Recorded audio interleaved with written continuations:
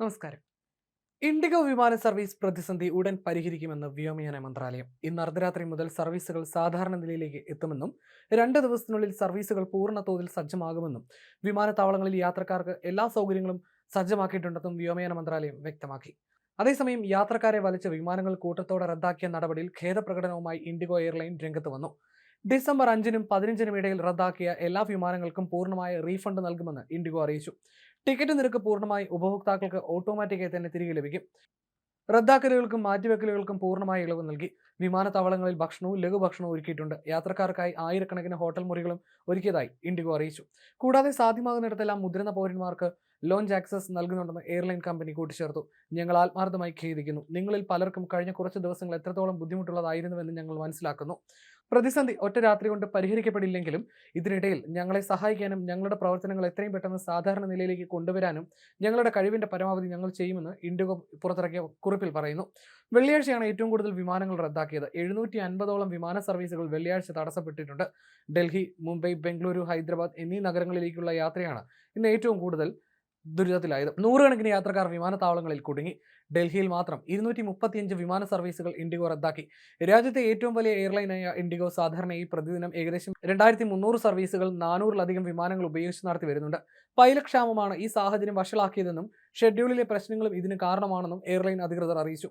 പൈലറ്റ്മാരുടെ duty സമയ നിബന്ധന ഉൾപ്പെടെയുള്ള പരിഷ്കരണങ്ങൾ കാരണം ഇൻഡിഗോയുടെ 600-ലധികം സർവീസുകൾ നേരത്തെ മുടങ്ങിയിരുന്നു. ഇതേ തുടർന്ന് വലിയ പ്രതിസന്ധിയാണ് ഡൽഹി, തിരുവനന്തപുരം, കണ്ണൂർ ഉൾപ്പെടെയുള്ള വിമാനത്താവളങ്ങളിൽ ഉണ്ടായത്. ഡൽഹിയിൽ മാത്രം 255 വിമാന സർവീസുകളും റദ്ദാക്കി.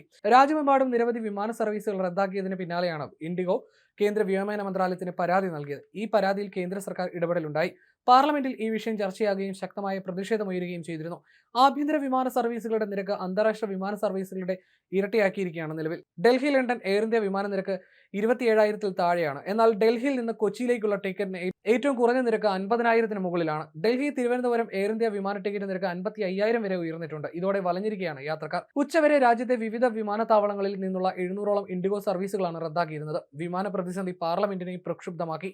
ഒരു വിമാന കമ്പനിക്ക് കുത്തക അവകാശം നൽകിയതിൽ ജനം വലിയ വില നൽകേണ്ടി വരികയാണെന്ന് കേന്ദ്ര സർക്കാരിനെതിരെ വിമർശനം ഘടിപ്പിച്ച് രാഹുൽ ഗാന്ധി സാമൂഹ്യ മാധ്യമത്തിൽ കുറിച്ചിട്ടുണ്ട്.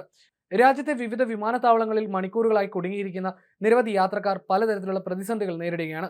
ഇൻഡിഗോയുടെ വിമാന സർവീസുകൾ താളം തെറ്റിയതോടെ പൈലറ്റ്മാരുടെ ഡ്യൂട്ടി ചട്ടത്തിൽ DGCA ഇളവ് വരുത്തിയിട്ടുണ്ട്. പൈലറ്റ്മാരുടെ അവധിയെ നിർബന്ധിത പ്രതിവാര വിശ്രമമായി കാണരുതെന്ന വ്യവസ്ഥ DGCA നടപ്പാക്കിയിരുന്നു. ഈ വ്യവസ്ഥയാണ് ഇപ്പോൾ പിൻവലിച്ചിരിക്കുന്നത്. ഫലത്തിൽ പൈലറ്റ്മാർ അവധിയെടുത്താൽ കമ്പനികൾക്ക് ഇത് DGCA നിശ്ചയിച്ചിരിക്കുന്ന നിർബന്ധിത പ്രതിവാര വിശ്രമത്തിന്റെ പരിധിയിൽ കാണാം. നവംബർ 1 മുതൽ നടപ്പാക്കിയ പൈലറ്റ് ഡ്യൂട്ടി ചട്ടമാണ് ഇൻഡിഗോ സർവീസുകൾക്ക് തിരിച്ചടിയായത്. ഈ ചട്ടത്തിൽ ഇൻഡിഗോ ഇളവ് ആവശ്യപ്പെട്ടിരുന്നു. പൈലറ്റ്മാർക്ക് കൂടുതൽ വിശ്രമം ഉറപ്പാക്കാനായി DGCA ഏർപ്പെടുത്തിയ ഫ്ലൈറ്റ് ഡ്യൂട്ടി ടൈം ലിമിറ്റേഷൻ ക്രമീകരണത്തിന്റെ അവസാനഘട്ടം നടപ്പായത് നവംബർ 1-നാണ്. ഇത് നടപ്പാക്കുന്നതിൽ ഇൻഡിഗോയ്ക്ക് വേണ്ട തയ്യാറെടുപ്പില്ലാതെ പോയതാണ് പ്രശ്നങ്ങൾക്ക് കാരണമായത്. പുതിയ ചട്ടം അനുസരിച്ച് പ്രതിവാര വിശ്രമ സമയം 36 മണിക്കൂറായിരുന്നത് 48 മണിക്കൂറായി വർദ്ധിപ്പിച്ചു. ഒപ്പം രാത്രി ലാൻഡിംഗ് 6 എണ്ണമായിരുന്നത് 2 കുറയ്ക്കുകയും ചെയ്തു. പൈലറ്റ്മാരുടെ ഷെഡ്യൂളിങ്ങിനെ ഇത് കാര്യമായി ബാധിച്ചു. DGCA ചട്ടത്തെ ഇൻഡിഗോ അടക്കമുള്ള കമ്പനികൾ തുടക്കം മുതലേ എതിർത്തിരുന്നു.